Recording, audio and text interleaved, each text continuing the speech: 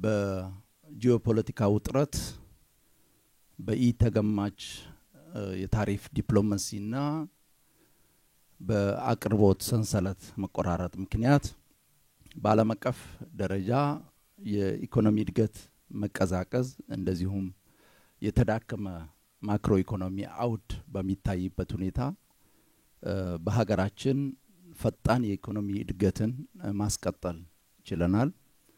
ለዚህ አመርቂ ውጤት መመዝገብ ያበቃን የሶስት ዋና ዋና ጉዳዮች ድምር ውጤት ነው ብዬ ነው ማምነው።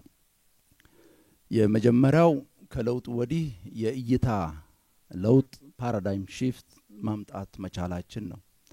ሁለተኛው ለዚህ ውጤት ያበቃን ጉዳይ የአመራር የማስፈጸም አቅም ትጋትና ቁርጠኝነት ነው። አመራሩ በየአካባቢው ያለውን ጸጋ ያለውን የመልማት እድል አይኑን ገልጦ ማየት በመጀመሩ። ሶስተኛው ለዚህ ውጤት ያበቃን የህዝቡ የግሉ ሴክተር የሲቪል ማህበረሰብ ድርጅቶች ተሳትፎና ትብብር ማደግ ነው።